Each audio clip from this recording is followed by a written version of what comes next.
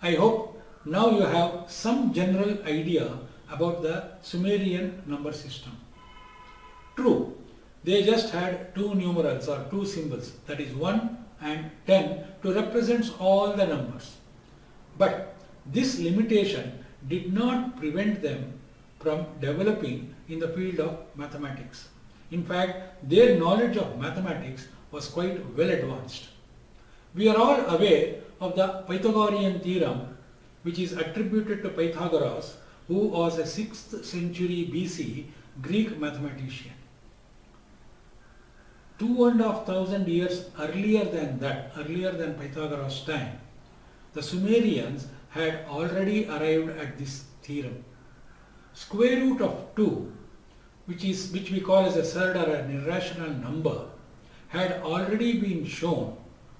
The value of square root of 2 had already been shown by Sumerians, and not just that, in the same clay tablet they had also shown the value of square root of half as well. Just take a look at this clay tablet.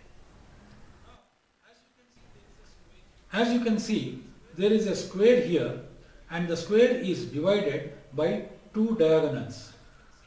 If you consider one triangle of this square shown here, and if you consider the sides as 1 and 1, then the value of diagonal would be, in Sumerian language or in their system, 1, 24, 51 and 10 as shown here along the diagonal. What does this mean? Now we have to take, since 24, 51 and 10 are written to the right side of 1, we have to take them as fractions. So 1 is a single number, then followed by 24 by 60 plus 51 by 60 square plus 10 by 60 to the power of 3 or 60 cube. If you calculate the value of that, you will get 1 plus 24 by 60 plus 51 by 3600 plus 10 by 21600 would be 1.4142196. Now let us look at the square root of 2 by our method. Here square root of 2 is written to 65 decimal places. If I take the first 5 numbers after decimal, it would be 1.41421. If you take the 6th one, it will be 3 also. Here you can see 1.4142196, almost there. How accurate. Now let's go back to the tablet. If you see here, in the tablet they have written 30, 3 tens there, under, rather just above the number 30, to show that if you consider a right angle triangle of a side half as shown here, then the diagonal would be square root of half, because half square plus half square is 1/4 plus 1/4, which is half again, and the length of diagonal would be square root of that half. Then that would be, that is shown here below, 42, 25 and 35.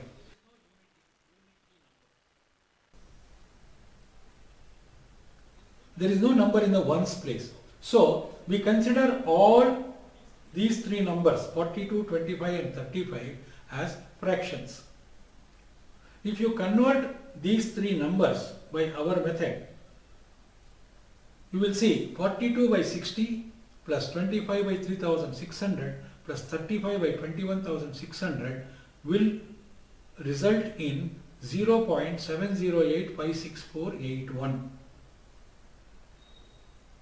Now we know that square root of 2 is 1.4142136, etc. If you divide that by 2, you will get 0.707106. Here 0.70856. How close? This clearly indicates that Sumerians had advanced knowledge of mathematics, and the Pythagoras theorem was already well known to them 2,500 years before Pythagoras. This tablet is called Plimpton 322. The Plimpton name comes here because of the person who was involved in getting the tablet.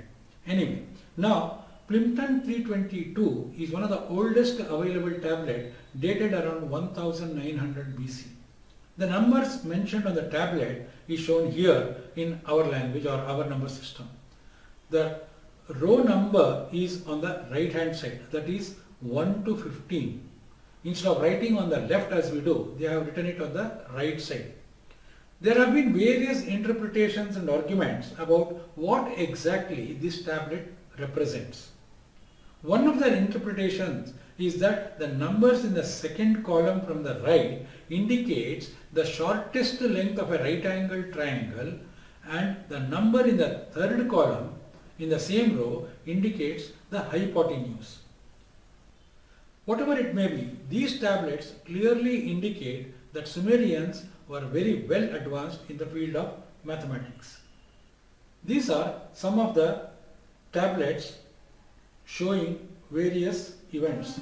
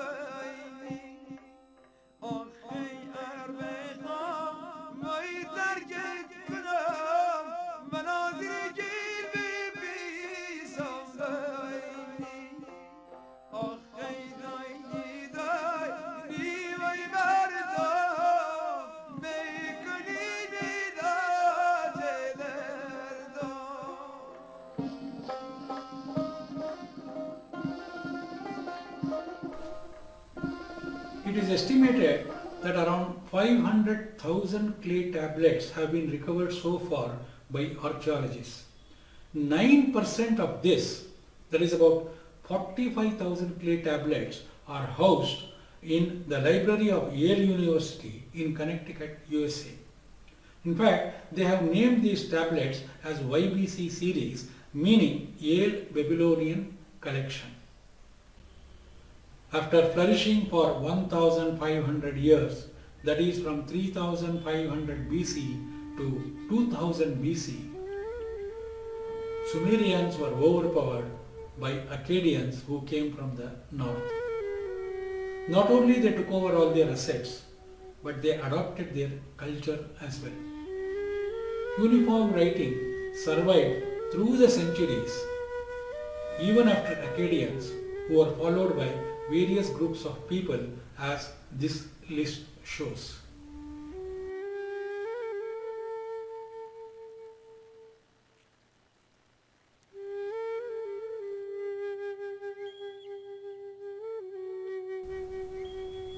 It appears cuneiform writing continued and existed till as late as 100 BC, and the city of Ur existed till 500 BC.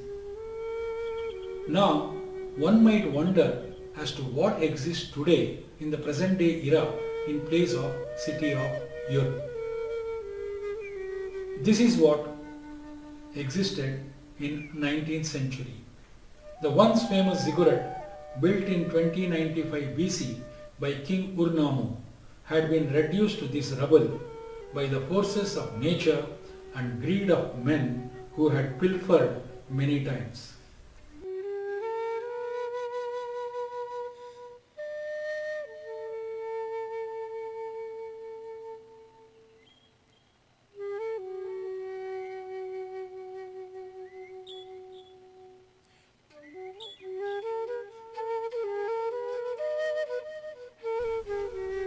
There were some half-hearted attempts by British archaeologists in 1850s and again in 1918 to excavate the ziggurat with no remarkable results.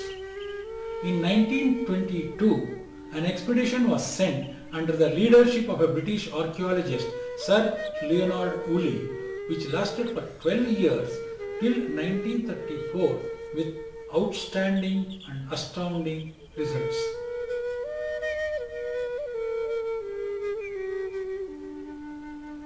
Thanks to the patriotism of Saddam Hussein, who restored the ziggurat partially in 1980s. Today, the ziggurat looks like this. Here you can see American soldiers climbing up the ziggurat.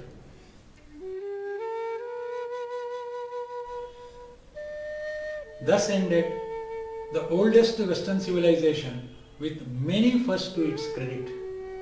There have been new discoveries waiting to be explored and analyzed. History is long and awe-inspiring, and it might make some of us feel small or insignificant. But we must not forget that we are able to stand on the shoulders of these great giants, and we are able to start our own journey from a higher plateau.